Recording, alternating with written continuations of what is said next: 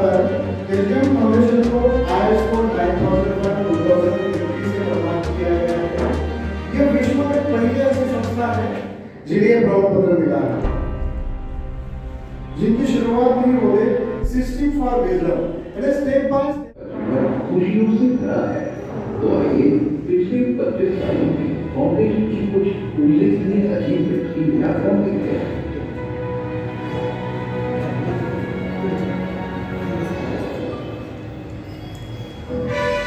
1999 से 2005 तक विभिन्न शिविरों पर कई सारे लोगों ने सुरक्षित जी की शिक्षाओं का लाभ लिया। 2006 में पुणे के मदनलाल स्टेडियम में सुरक्षित जी के लाइव संदेश का पहला भव्य आयोजन हुआ और ऐसे कार्यक्रमों का सिलसिला शुरू हुआ। सुरक्षित कहते के लोगों के जीवन में सत्य उतारने के लिए माया को भी सीढ़ी बनाई जाए, इसलिए 2007 में पुणे के आइनॉक्स मल्टीप्लेक्स में अलग-अलग मीट्स का आयोजन किया गया। इसमें कई सारे लोगों के साथ कुछ लीडर्स और सेलिब्रिटीज आए थे, जिन्होंने डीजे के इस कार्य की सराहना की। 2008 में पुणे में एग्रीकल्चर कॉलेज ग्राउंड पर सुरक्षित जी के लाइव संदेश का लाभ 80,000 से अधिक लोगों को मिला। डीजे के इतिहास में यादगार दिनों में से एक मुख्य दिन है 8/8/2008। इस दिन सुरक्षित जी के शुभ हाथों से मनन आश्रम का उद्घाटन हुआ। यह आश्रम पुणे में निसर्ग के असीम सौंदर्य के बीच बसा है। 9/9/2009 की नाइट डे को निश्चित में सम्मान करकर इस प्रोग्राम 9 भाषाओं में अनावरण अलग-अलग मान्यवरों द्वारा 45 शहरों में हुआ, जो लिम्का बुक ऑफ रिकॉर्ड में दर्ज हुआ। जो प्रोग्राम के लिए इसी वर्ष से हर दिन सुबह और रात 9:09 पर विश्व शांति प्रार्थना हजारों लोग निरंतरता से कर रहे हैं। 10/10/2010 को एक बड़ा वर्ल्ड पीस दिवस हुआ, जिसमें विचार अभियान इस ग्रंथ का उद्घाटन किया। इस ग्रंथ में अनगिनत लोगों के जीवन में सकारात्मक परिवर्तन लाया है। यह बुक आज तक 1 करोड़ से भी अधिक लोगों तक पहुंचा है। 11/11/2011 को एक साथ 111 शहरों में भव्य विचार नियम बुक इवेंट्स हुए। 2012 में मनन आश्रम में सुंदर से पीस हॉल का निर्माण हुआ। 2013 में TGF में इंटरनेशनल प्रेजेंस में क्वांटम जंप लिया। आध्यात्मिक नींव स्थापना और बेहतर चरित्र निर्माण के लिए 2014 से इंसान के लिए बचता क्या है खोज करने के लिए, और यही छोड़कर हर चीज के लिए इंसान मेहनत कर रहा है। अभी आप सीख रहे हैं एक ऐसी मेहनत जिसके बाद आप कह सकते हो कि आप सफल होकर पृथ्वी से गए। एक ससुर का ऑपरेशन था, दामाद ही ऑपरेशन करने वाला था, तो ससुर ने दामाद को बुलाकर धीरे से कहा, ध्यान से ऑपरेशन करना, अगर कुछ हो जाए ऊंच नीच, अगर मैं न रहूं तो तुम्हारी जो सास है ना वो हमेशा तुम्हारे साथ रहेगी। ऑपरेशन सफल हुआ।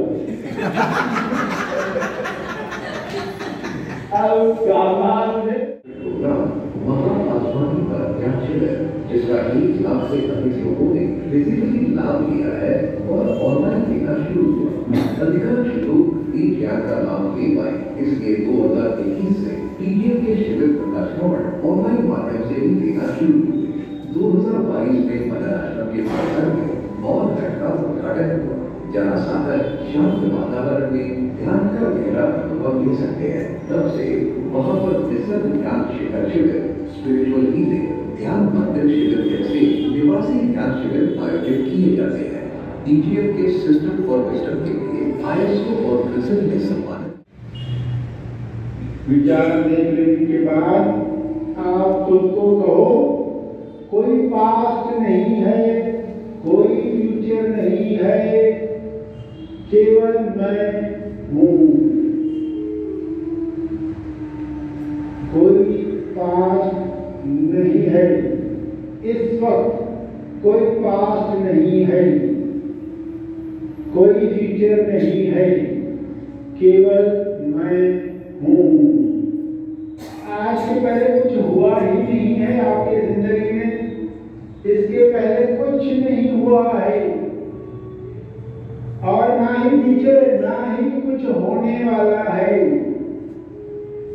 Know past, no future,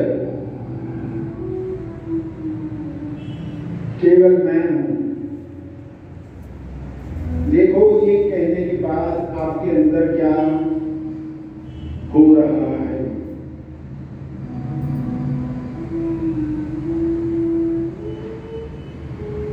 There is no past, there is no future, only I am.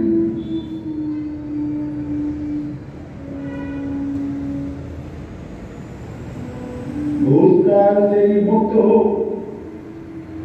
क्योंकि पाप था ही नहीं। भविष्य से भी मुक्त हो इस क्षण।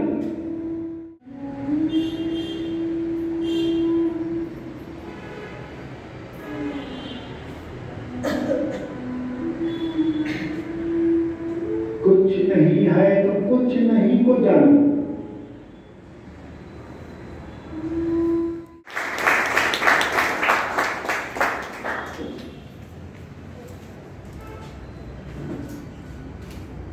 जरूर तालियों से स्वागत करेंगे।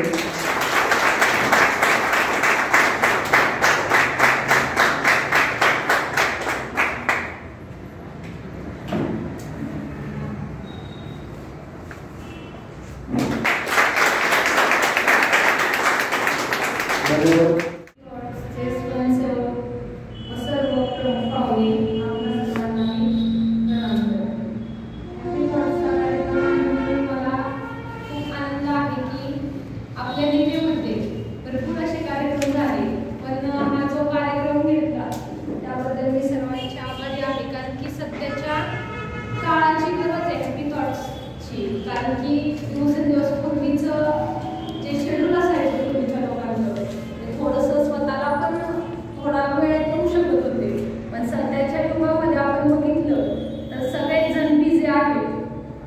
कोण नोकरीला जातो, कोण शेती करतो, कोणाचा व्यवसाय आहे. त्याच्यामुळे भरपूर अशी लोकांची मानसिकता ही थोडी विखुरलेली दिसतीये. त्यांना खरं म्हणजे अध्यात्म काय आणि अध्यात्मामधून शांती मिळण्यासाठी किंवा स्वतःसाठी थोडा वेळ काढून अध्यात्माकडे घेऊन जाण्याचा हा एक खूप छान असा मार्ग आहे. मी आता व्हिडिओमध्ये बघितलं की तेज ज्ञान फाउंडेशनने 25 वर्षामध्ये 400+ भारतामध्ये प्रोग्राम्स घेतले. त्या 4 सेंटर आहेत आणि बाहेर 25 सेंटर त्यांनी वेगवेगळ्या देशांमध्ये चालू केले. हे खरंच एक खूप म्हणजे मोठं कार्य आहे. सरश्रींना मी खरंच विनम्र अभिवादन करते, प्रणाम करते, कारण की त्यांनी आणि निकुंज सरांनी मिळून जे एक वटवृक्ष तयार केले त्याला खरंच म्हणजे शब्दच नाहीये त्यांचं कौतुक करण्यासारखं किंवा त्यांच्या विषयी बोलण्यासारखं. कारण की सध्याच्या काळात जो तो त्याचा काय व्यवसाय असेल किंवा काय असेल प्रत्येकाच्या मार्गाने चालतोय, पण काहीतरी जे लोक भरकटलेल्या मनाचे आहेत किंवा ज्या लोकांना मानसिकता ज्यांची विखुरलेली आहे, मानसिक त्रास होतोय, तशा लोकांना आताच्या सध्याच्या पिढीला लहान मुलांना त्यांनी कुठंतरी एका दिशेला अध्यात्माच्या दिशेला घेऊन जाण्याचं काम त्यांनी केलंय. एक आम्हाला प्रमुख पाहुणे म्हणून इथे बोलवल्या निमित्ताने मी सर्वांचे आभारी आहे आणि हॅपी थॉट्सच्या पूर्ण टीमला माझ्या खूप खूप शुभेच्छा. अजून असेच कार्यक्रम व्हावेत आणि अशाच कार्यक्रमांना भरपूर असा प्रतिसाद मिळावा. धन्यवाद. प्रमुख अतिथि सौ तेजस्वीताई ठाकरे, दत्ता चौहान, राजेश बाबू ठाकरे, इन सबका मैं आज के इस कार्यक्रम में स्वागत करता हूँ. खास जब हम कहते हैं तेज ज्ञान फाउंडेशन का ये जो ब्रीद वाक्य है, ये हम एक दूसरे को कैसा कहते हैं, हैप्पी थॉट्स कहकर ही बुलाते हैं. हैप्पी थॉट्स कहा, आप एक बार हैप्पी थॉट्स कहकर देखो, आपका चेहरा हंसता हुआ ही नजर आने वाला है और सामने वाला भी चेहरा हंसता हुआ नजर आने वाला है. जब आप उसको हैप्पी थॉट्स कहोगे, वो जब आपको हैप्पी थॉट्स कहेगा तो किसी का चेहरा पड़ा हुआ नहीं नजर आएगा, वो हंसकर ही आपको जवाब देने वाला है. तो शुरुआत हंसने से होती है और हंसना एक सबसे बड़ी मेडिसिन है. सब बताते हैं कि एक बार हंस कर देखो, आपके टेंशन गायब. और 25 सालों में यही कार्य तेजज्ञान फाउंडेशन के द्वारा हो रहा है। आज हम देखते हैं कि बाहर की दुनिया में कितने लोग टेंशन में जी रहे हैं, कितने लोगों के अंदर डिप्रेशन है, चिंता है, रिलेशन में खराबी है, बहुत सारी बातें। तो इन सब बातों का सोल्यूशन क्या होता है कि हमारे विचारों में कैसे परिवर्तन हो। और 25 साल से तेजज्ञान फाउंडेशन यही कार्य कर रहा है। तेजज्ञान फाउंडेशन के हर शिविर में या हर शैक्षिक द्वारा जो आज हमने यहाँ पर देखा कि शैक्षिक द्वारा जो भी मार्गदर्शन सभी को दिया गया है, पुणे में या पुणे के बाहर के सभी लोगों को भी दिया गया है, तो उसके पीछे एक ही कारण है कि उच्चतम कैसे समाज का निर्माण कैसे हो, यानी कि हर एक के विचारों में परिवर्तन कैसे। जो विचार मूल कारण होते हैं हर दुख का, तो वो दुख का कारण हम कैसे मिटाए, तो उसके लिए क्या है। आज हम 25 साल से जुड़े हुए हैं तेजज्ञान फाउंडेशन से। कई सारे खोजी यहाँ पर जुड़े, खुड़े जी है और यहाँ के खोजी है, अलग अलग शहरों के खोजी है। स्थापन झालेल्या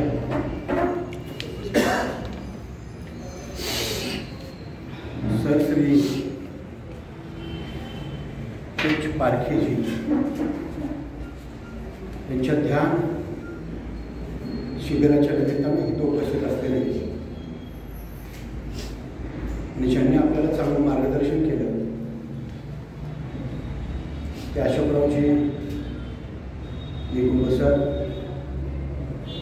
या गावच्या प्रथम नागरिक काकडेताई, उपसरपंच राजेश भाऊ, ज्यांनी मला या शिबिराचा लाभ घ्यायला बोलवलं, निमंत्रित केलं, ते आमचे मित्र आणि गुरुवर्य दादासाहेब खोडे, आमचे स्नेही राजेंद्र जुगलकडे,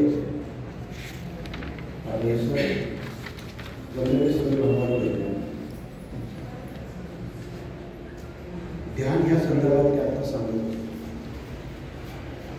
आणि सरश्रींनी त्याच्यावर सर्च करून एक संस्था स्थापन करून विचारानं हे सगळ्याच जीवनशैलीनं घडवून झालेला समाज निवडण्याचं काम सरश्री करतात. बऱ्याच वेळा एक उदाहरण देतो.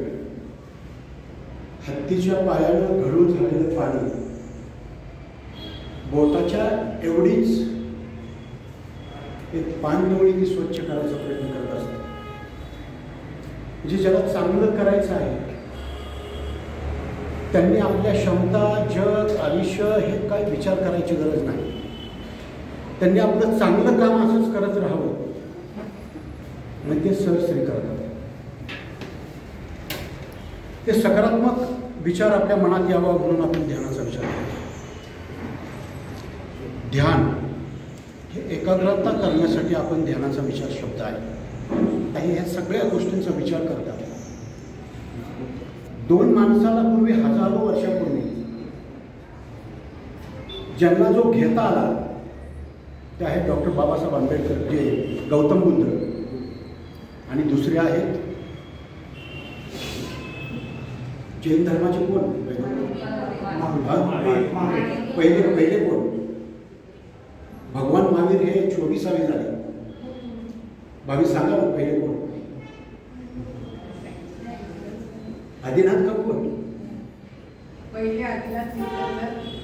मग ते शेवट 24वे महावीर. 24 तीर्थंकर त्यांच्या काळात होऊन गेले. त्यांनी काय बघितलं तर साधं उदाहरण आहे. एका शिष्याने एका गुरुला विचारलं की मला इतकं ज्ञान द्या की मला परत कुणाच्या विचाराची गरज मला पडली नाही पाहिजे. गुरुने सांगितलं की पहिल्या स्वतःला वाचायला स्वतःला शोधा. आपण अंतर्मुख झालो. ज्ञान म्हणजे काय आहे? अंतर्मुख होण्याची क्रिया आहे. आत शोधायचं. विज्ञान आणि अध्यात्म ह्याच्यातला फरक थोडा आहे. विज्ञानाने हे गुणसूत्राशी बांधलंय. आकाशात ढग आले, उन्हाळा आला, समुद्राचं बाष्पीभवन झालं, ढग गोळा झाले, वाहिले, गार पाणी लागलं, हवा लागली, पाऊस पडायला सुरुवात झाली. हे विज्ञानाने सांगितले. पण अध्यात्माने अशीच कुठलीही सूत्र सांगितलेली नाही की ज्याच्यावर एखाद्याला अनुभूती देता येईल.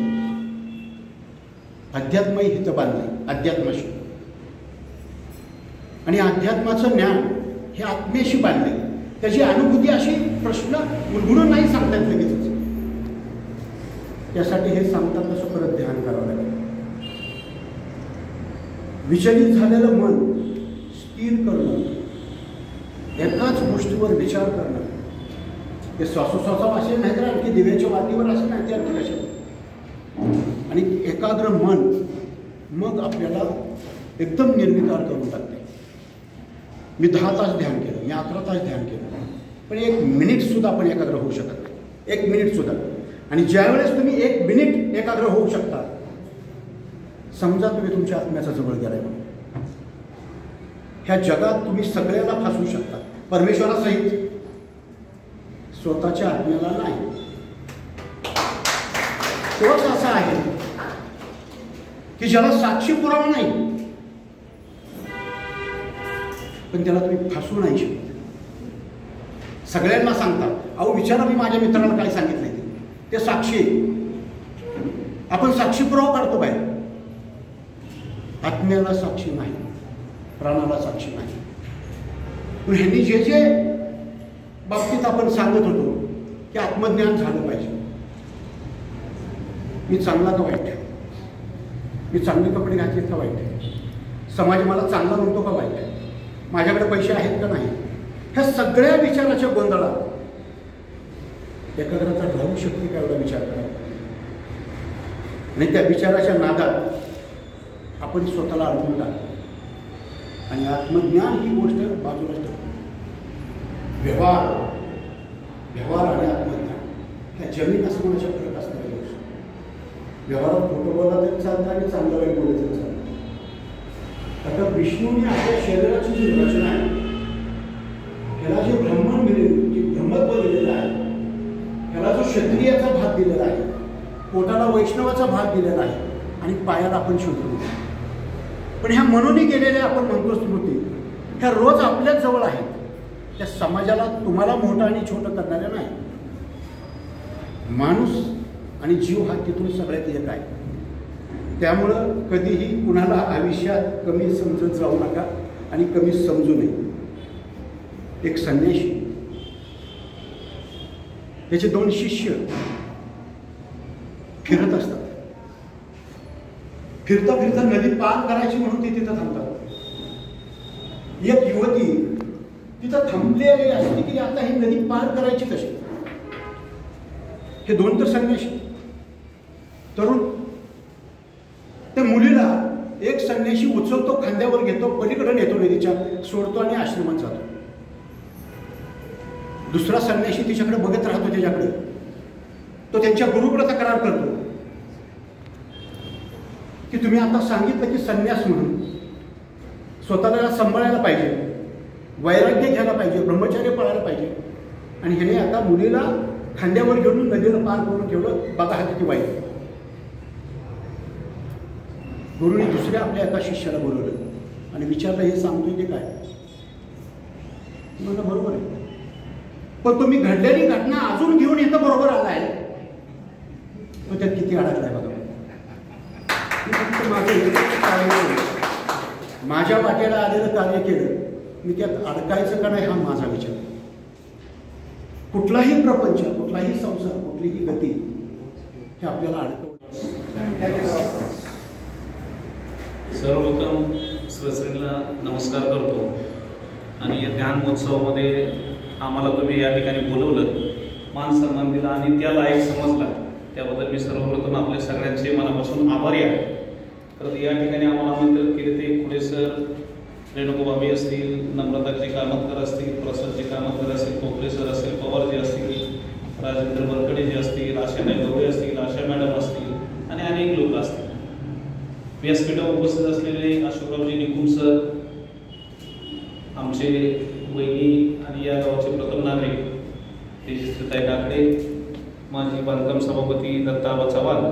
खरं तर सिक्वेन्स चुकला, कारण आबांचं भाषण हे शेवटी पाहिजे होतं, कारण आध्यात्मिकच्या बाबतीत खरोखर चांगलं होते आणि खूप सुंदर पद्धतीने त्यांनी आता सांगितलं. निकुम सरांनी तर काही प्रश्नच नाही, त्यांनी आता खूप चांगली रचना खूप चांगलं मांडली आणि हॅपी थॉट्समध्येच या ऑर्गनायझेशनचं सगळं सामावलंय की समाजामध्ये आनंदी राहायला शिकलं पाहिजे आणि बेटरमेंट ऑफ सोसायटी, सुदृढ समाज आणि विकसित समाज यामध्ये सगळं सारांश आहे. तर आता मी बोलायला, कारण मी अशा कार्यक्रमाला थोडं बोलायला दजवत नाही. एखाद्या सामाजिक व्यासपीठ असेल, राजकीय व्यासपीठ असेल तर चिकनफिक करायला, एखाद्या शिंतोडे उडवायला खूप सोपं जातं. परंतु समाजाला मार्गदर्शन करणे आणि समाजाला प्रभावीपणे त्याची मांडणी करणे आणि ते, कारण समोर बसलेला समाज हा ध्यान साधना करणारा समाज आहे आणि मग त्याला इतक्या चांगल्या पद्धतीने सांगावं लागेल की त्यांना ते चांगलं वाटावं. म्हणून थोडंसं अवघड जातं अशा ठिकाणी. म्हणून म्हटलं की थोडं सुरुवातीला बोलायला दिलं असतं, 2 शब्दात रक्त घेतलं असतं, परंतु शेवटचं वाचन तुम्ही ठेवल्यामुळे थोडा अडचण झाली माझी. कारण आबांचं वाचन खरंच सुंदर आहे, म्हणजे त्या माणसाचं मी कौतुक करत नाही, परंतु एक निश्चितपणे सांगतो की स्वतःपाशी नसलेलं जर नॉलेज दुसऱ्यापाशी असेल तर ते समजून घेणंही गरजेचं आहे. मी शहाणा असं म्हणणं चुकीचं आहे, कारण प्रत्येक क्षेत्रामध्ये आपण तरबेज असू शकत नाही. एखादा कुणी अमुक क्षेत्रात असतो, कुणी अमुक क्षेत्रात असतो. आता खरं तर बेटरमेंट ऑफ सोसायटी सर खूप सुंदर तुम्ही हे केलं आणि मी आता सरश्रींचं थोडंसं ऐकल्यानंतर एक निश्चितपणे माझं एक उदाहरण देतो तुम्हाला की तुम्ही आता करोना काळाचा विषय काढला ते खरं बरोबर आहे की जे लोक सशक्त मनाने होते, जे लोक अगदी स्ट्रॉंग होते, बरीच जण सर्व्हाइव्ह झाली, बरीच जण ते समाजामध्ये किंवा आजही जिवंत आहेत असं म्हणायला हरकत नाही आणि बरेच लोक, करोना झालेले लोक भीतीपोटी मेली, हे तेवढंच सत्य. त्यामध्ये माझ्यामध्ये झालेला बदल तुम्हाला सांगतो की करोना काळामध्ये खरं तर मी रोज 5:45 उठून 6:30 बाहेर पडणारा माणूस होतो. 6:30 बाहेर पडून मी माझा व्यवसाय जायचो, त्यानंतर राजकीय क्षेत्रामध्ये काय असेल तर 10 वाजता यायचो, 11, 11:30 वाजता शेतात जायचो, 12 वाजता 12:30, 1, 2 कधी जेवायचं टायमिंग असायचं, संध्याकाळी 4 वाजता जेवण, परत रात्री 10, 11, 12 वाजता जायचं. परंतु एक 3 महिन्याच्या लॉकडाऊन मध्ये हे ध्यानाचा एक वेगळा प्रकार आहे. मी त्या ठिकाणी ध्यान निश्चित केलं नाही, परंतु ह्या 3 महिन्यामध्ये मी माझे आयुष्य रिवाईव्ह केलं की मला एक लक्षात आलं की आपण इतकी धावपळ करून, मी समजा एक 5 लाख रुपये कमवत होतो महिन्याला आणि 4.25 लाख रुपये हप्ता भरत होतो. मग मी असा विचार केला की इतकी धावपळ करून ट्रान्सपोर्ट व्यवसायामध्ये असेल, माझ्या खताच्या व्यवसायामध्ये असेल, माझ्या इतर व्यवसायामध्ये असेल, शेतीमध्ये असेल, की विनाकारण अनेक प्रयोग करून, अनेक गाड्या वाढवून, अनेक व्यवसाय वाढवून त्यामध्ये कर्जाचा डोंगर करून घेणे आणि हप्ते वाढवून घेणे याच्यापेक्षा कुठेतरी समाधानी राहायला शिकलं पाहिजे, कुठेतरी कर्टेल केलं पाहिजे. स्वतःला समाधानी ठेवून जर तुम्ही एवढी सगळी उलाढाल करून जर 1 लाख रुपये महिन्यात कमवत असताल आणि मेंटल स्ट्रेस घेत असताल तर कुठेतरी 50,000 कमवून कुठेतरी मेंटल पीस असणं गरजेचं आहे. आता ह्यामध्ये सुद्धा विसंगती, यामध्ये सुद्धा अनेक मतभेद आहेत, कारण समाजामध्ये अनेक लोक मी बघितले की जे वनवन भटकतात, पायपीट करतात ते अन्नासाठी दिवसभर, आणि अनेक लोक अन्न पचवण्यासाठी पायपीट करतात. हे सुद्धा विसंगती प्रचंड मोठी, आणि समाजामध्ये एवढी मोठी विसंगती असताना समाज पैशावर समोरच्याचं आकलन करतो हे तेवढंच सत्य. म्हणजे किती बोलण्यापुरतं हे सोपं आहे की मी स्वतःला समाधानी केलं, मी मग 50,000 कमवलं, परंतु आयुष्यात अशी एखादी घटना घडते की त्यावेळेस 20, 30, 40 लाख सुद्धा तुम्हाला पुरत नाही. एखाद्या आईला कॅन्सर झालेला असतो, मला कॅन्सर झालेला असतो, बायकोला कॅन्सर झालेला असतो. मग अशा वेळी समाज कुठं कुणी अगदी सहानुभूती पुरता येतो, इन्शुरन्स असेल तर इन्शुरन्स 5 लाखापुरता येतो, परंतु समाजामध्ये जर 30 लाखाची गरज पडली तर त्याला पैसेच लागतात, ही तेवढंच कटू शकते. परंतु मला एक समजतं की ध्यान हे जे तुम्ही आता सांगितलं विश्वशांती, हे खूप सुंदर सांगितलं. कारण आता समाजामध्ये किंवा देशामध्ये युक्रेन, रशिया, अफगाणिस्तानमध्ये युद्ध मध्यंतरी झालं, आताही तुमच्या गाझामध्ये, फिलिस्तीनमध्ये, इस्रायलमध्ये खूप मोठ्या प्रमाणावर आता युद्ध चालू आहे. त्याला ब्रेक नसतो. एकदा युद्ध चालू झालं, विद्रोह चालू झाला, उद्रेक चालू झाला, त्याला ब्रेक नसतो. परंतु हे ब्रेक लादण्याचं काम कसं आहे की ध्यान हे भारताने दिलेलं खूप चांगलं संस्कार जगाला आहेत, आणि ते सरश्री नेहमी सांगतात की ते सरश्री त्याचं जतन आणि प्रसार करत असतात. आणि हे जर विश्वशांतीसाठी आज नाही होईल, उद्या कधीच त्याला फुल स्टॉप नसतो. तुम्ही जर हे ध्यानाचं माध्यम जर चालू ठेवलं, आज नाही, उद्या नाही, 25 वर्षांनी, 50 वर्षांनी अशी वेळ येईल की अख्खं विश्व ह्या ध्यानाच्या व्याप्तीमध्ये येईल आणि त्यानंतर मात्र समाज सुदृढ आणि विकसित समाज आणि शांतताप्रिय समाज घडायला वेळ लागणार नाही, एवढं निश्चितपणे आज या निमित्ताने सांगतो. आणि बोलण्यासारखं अनेक आहे, परंतु खूप सुंदर पद्धतीने निकुम सरांनी, आबांनी, तेजश्रींनी सुद्धा खूप सुंदर, सुलभ आणि स्वच्छ भाषेत खूप चांगल्या पद्धतीने सांगितलं की ध्यानाची गरज का आहे. बरेच वेळा मी सांगतो की ध्यान हे जेवढं आपण इझिली बोलून जातो की ध्यान केलं पाहिजे, तेवढंच कठीण काम आहे. एकाग्र राहणे. मी आता बघितलं की म्हणजे माझ्यावरून सांगतो, मी तिथं बसलो होतो, परंतु मी माझ्या मोबाईलकडे बघत होतो, 1-2-3 कॉल आले, मी घेतले नाही.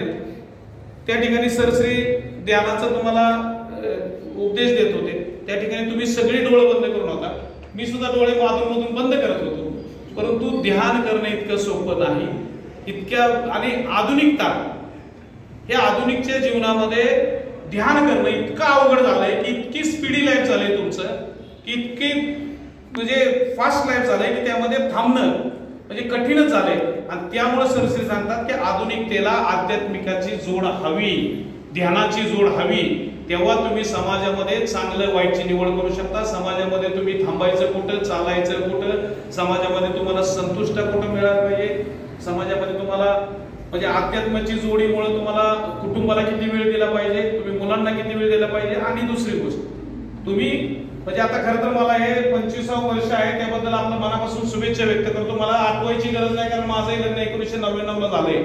त्याच्यामुळे आता जर कुणी मला विचारलं की तुमचे किती वर्ष झाले तेज ज्ञान फाउंडेशनला, तर मी अगदी विद्वान असल्यासारखं 2 मिनिटात सांगू शकतो. त्याच्यामुळे मला ते आठवायची गरज नाही. परंतु निश्चितपणे सांगतो की मलाही, मी ज्यावेळेस सर म्हणजे खरं सांगतोय मी की ज्यावेळेस कोरोना काळ होता, ते कोरोना काळामध्ये 3 महिन्याच्या काळामध्ये खूप डीप विचार केला मी आयुष्याबद्दल. मी एवढा कधीच विचार करत नाही. मी मनमोजी, मी आलेला दिवस कसा जाईल याच्याकडे बघतो, व्यवसायात असेल याच्यात असेल. पण कोरोना काळानंतर मी माझ्या आयुष्याला कर्टेल केलं. मी माझ्या आयुष्याला एक लक्षात घेतलं की आपल्याकडे असलेलं ज्ञान आणि आपल्याकडे असलेली पुंजी ही व्यवस्थितरित्या पुढे पास कसं करायचं पुढच्या पिढीला, तुमच्या मुलाबाळांना. आणि वयाच्या 50